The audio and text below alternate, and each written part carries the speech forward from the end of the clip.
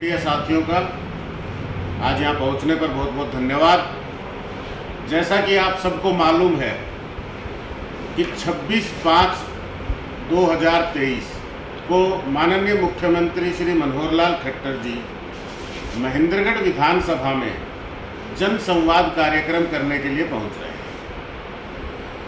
आपके माध्यम से हम जनता को ये बताना चाहते हैं कि माननीय मुख्यमंत्री जी जिसे जन संवाद कार्यक्रम कह रहे हैं, हकीकत में वो जन संवाद कार्यक्रम नहीं है, एक सुनियोजित कार्यक्रम है जिसके अंदर आम आदमी को जाने की अनुमति नहीं है, उसमें सवाल पूछने की अनुमति नहीं है।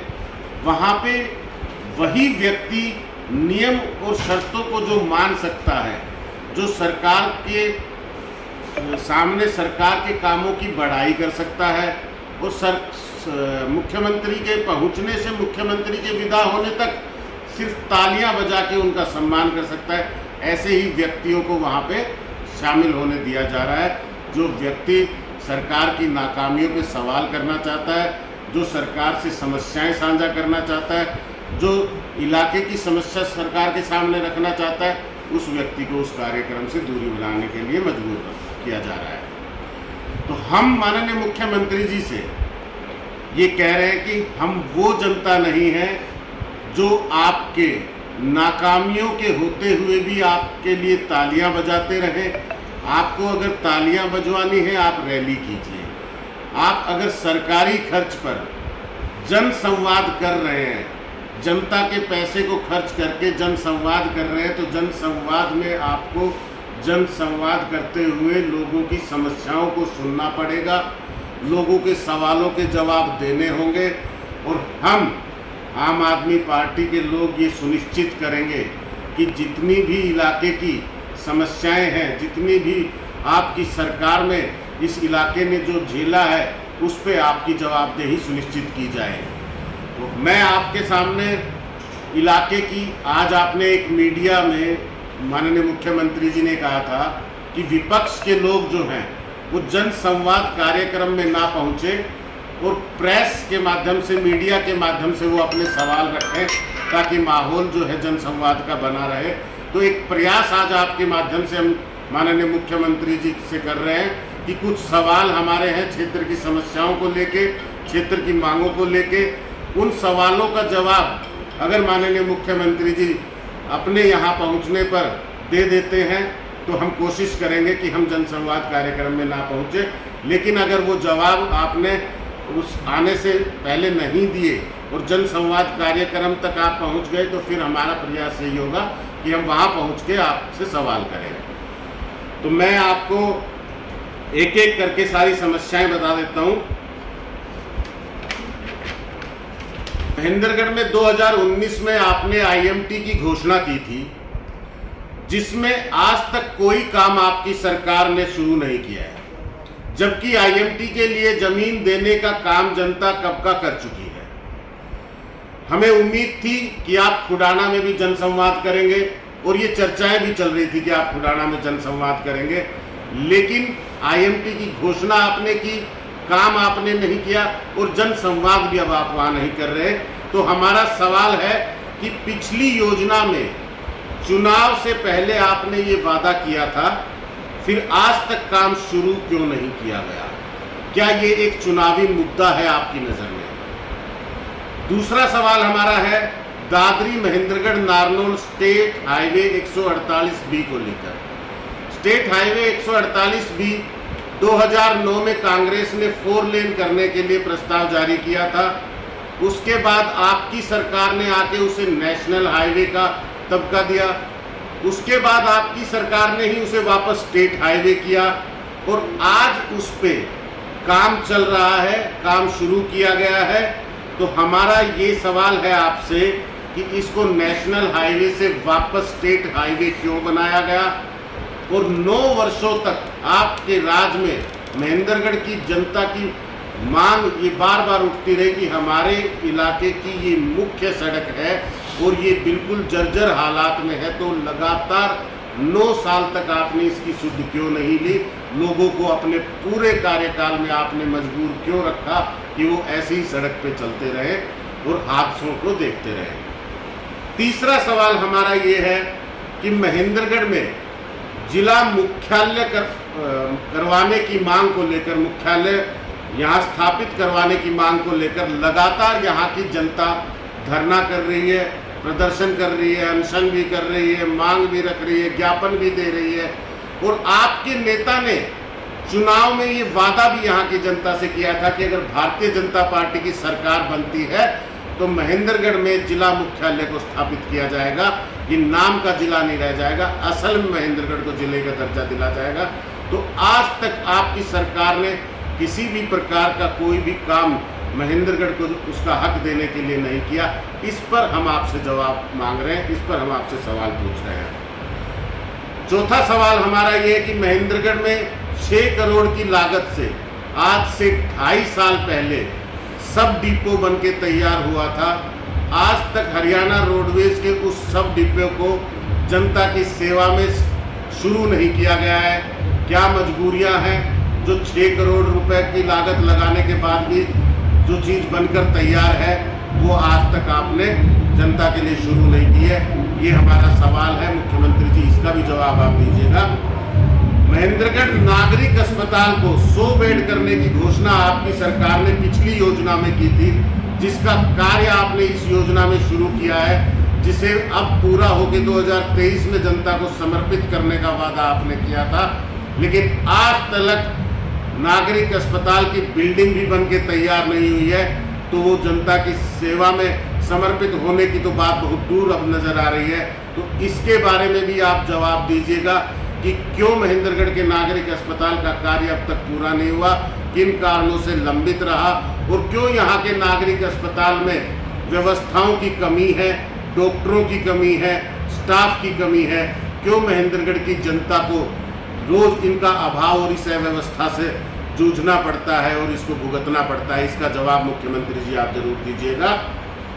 अगला सवाल हमारा है, सरकारी स्कूल और कॉलेज में व्यवस्थाओं के अभाव के चलते महेंद्रगढ़ के लोग मजबूरन प्राइवेट स्कूल, प्राइवेट कॉलेजों का रास्ता देख रहे हैं, लाखों रुपए की फीस की अदायगी कर रहे हैं। क्यों नहीं आपकी सरकार ने महेंद्रगढ़ में अच्छे स्कूल, गुणवत्तापूर्वक शिक्षा और अच्छी शिक्षा के कोई प्रावधान आपने यहाँ शुरू किए?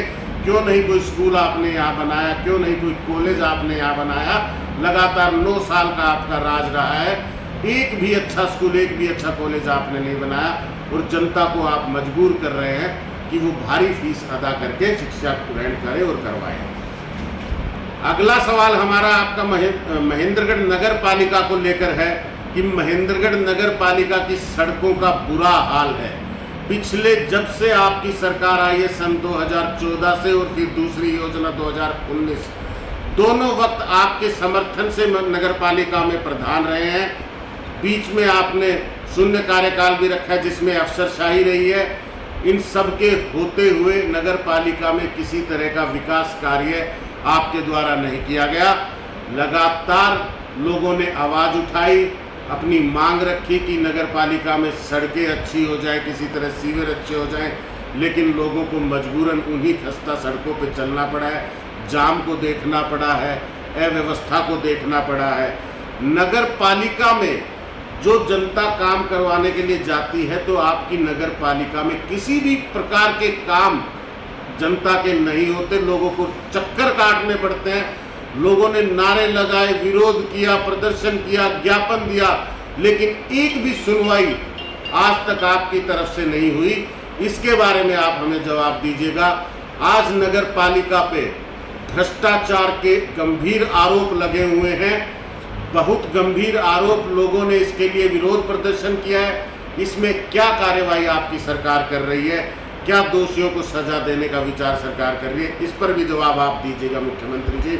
सवाल बहुत हैं और आने वाले समय में हम पूछेंगे भी और पूछते रहेंगे, लेकिन इस बार हम आपसे ये जो सवाल पूछ रहे हैं, इस जन संवाद से पहले हम चाहते हैं कि आप इनका जवाब जरूर दें, ताकि हम समझें कि आप वाकई समस्याएं सुनना चाहते हैं और समस्याओं का हल निकालना चाहते हैं। आपने जो घोषणा पत्र जारी किया था 2019 में, उस घोषणा पत्र का आज 10% हिस्सा भी आपकी सरकार पूरा नहीं कर पाई है। बहुत से वादे उसमें आपने किए थे कि गांव-गांव स्टेडियम बनाएंगे, गांव-गांव स्ट्रीट लाइट लगाएंगे, शहरों को बहुत बढ़िया शहरों में बना देंगे, मेट्रो सिटीज़ जैसा दर्जा दे देंगे। ये सब वादे आपके ज़मीन पे यहाँ नज़र नहीं आ रहे हैं। ये भी मेरा सवाल है, क्या वो घोषणा पत्र था या मात्र जुमला था जो कि चुनाव जीतने के लिए आपने तैयार किया था? तो हम आपसे ये उम्मीद करते हैं कि आप इन सब सवालों का जवाब देंगे, और अगर आप जवाब नहीं देंगे तो हम उस कार्यक्रम में भी पहुंचेंगे, आपसे सवाल भी पूछेंगे, और बतौर एक जिम्मेदार नागरिक होने के हम उस कार्यक्रम में जरूर पहुंचेंगे। मैं किसी पार्टी के नाते से या किसी राजनीतिक दल के नाते से नहीं, लेकिन मेरे अपने गांव में भी है, मेरे साथियों के गांव में भी है, तो हम चाहेंगे कि हम अपने अपने व्यक्तिगत रूप से एक जिम्मेदार नागरिक होने के नाते वहाँ पहुँचे और आपसे सवाल पूछे, और उम्मीद करते हैं कि जैसा आप पहले करते आए हैं कि लोगों को उठवा कर, पिटवा कर और उससे बाहर करवाने का काम जो आप कर रहे हैं, तो सवाल पूछने वाले साथियों के साथ ऐसा बर्ताव आप ना करें, ऐसी आपसे उम्मीद करते हैं। बहुत बहुत धन्यवाद साथियों। जिस तरह से कि आप पर भी और भी कुछ एक लोगों पर पुलिस का एक दबाव है, बार बार आपको पूछा जा रहा है, तो उसको लेकर क्या करें? बिल्कुल, पुलिस प्रशासन मुस्तैदी से ये कार्य कर रहा है। जितने भी सक्रिय साथी हैं जो सरकार के लिए तालियां नहीं बजा सकते, सरकार के लिए वाहवाही नहीं कर सकते, जो जनता की समस्याओं को उठाना चाहते हैं, जो यहाँ के मौजूदा हालातों पे बात करना चाहते हैं, उन लोगों को प्रशासन कॉल कर रहा है, संपर्क कर रहा है और कह रहा है कि भाई आपसे मुख्यमंत्री जी की सुरक्षा में खतरा है, तो आप इस कार्यक्रम में नहीं जा सकते हैं, आप इस कार्यक्रम से दूरी बनाएं। हम कोशिश कर रहे हैं कि हम उनको भरोसा दें कि हमसे किसी प्रकार का कोई खतरा नहीं है। हम जनहित में और मौजूदा हालातों पे सवाल पूछेंगे। किसी प्रकार की कोई अव्यवस्था मुख्यमंत्री जी की सुरक्षा में हमारे किसी कार्य से नहीं होगी, ऐसा हमने उनको भरोसा दिलाया, और हम पूरा विश्वास दिलाते हैं कि ऐसा नहीं होगा। हम जाएंगे, सवाल पूछेंगे। अगर फिर भी हमें नहीं जाने दिया जाता तो फिर ये कोई जनसंवाद नहीं है, ये सुनियोजित कार्यक्रम है जिसमें मुख्यमंत्री जी के नाकामियों को ढकने का काम किया जा रहा है। ये साफ है। जिस तरह से आपने बताया कि आपको रोकने का प्रयास किया गया, अगर आप नहीं जा पाते, आपको रोका जाता सवाल पूछने, तो जनता से क्या अपील आपकी, जनता को क्या कहेंगे? देखिए, किसी भी जनसंवाद को अगर सार्थक बनाना है तो जिस कार्य से आप सरकार के खुश हैं उसका धन्यवाद करने के लिए आप पहुँचे। जो शिकायत आपको सरकार से है वो सवाल आप सरकार से करने के लिए पहुँचे। हर कार्यक्रम का एक हिस्सा है, उसके अच्छे की तारीफ होनी चाहिए और उसके बुरे का सवाल पूछा जाना चाहिए, सरकार की जवाबदेही सुनिश्चित करनी चाहिए। तो मैं महेंद्रगढ़ की जनता से ये अपील करता हूँ कि आप इस कार्यक्रम का भरपूर फ़ायदा उठाएं, इसको व्यर्थ न जाने दें। आज मुख्यमंत्री जी आपके दरवाजे पे आए हैं तो कुछ अच्छा किया है तो धन्यवाद कीजिए, और अगर आपने बुरे दिन देखे हैं, आपको तकलीफ हुई है 4 साल में, 9 साल में, तो आज वो वक्त आ गया है जब आप सवाल पूछ सकते हैं कि माननीय मुख्यमंत्री जी, हमने भरोसा दिया था, हमने विश्वास जताया था आपकी सरकार में, और आपने हमारे साथ क्या किया पूरे 9 साल में, वो आपके सामने है। आज मेरे गांव में कोई सुविधा आपने अगर उपलब्ध कराई तो मैं आपका धन्यवाद करता हूँ, नहीं कराई तो वादा खिलाफी के लिए आपसे सवाल पूछता हूँ कि क्या मंशा आपकी रही, क्यों मेरे इलाके के साथ आपने भेदभाव किया। ऐसा सवाल आप पूछेंगे तब आप एक जागरूक नागरिक बनेंगे, और तब ही कोई सरकार आपके इलाके में विकास करेगी।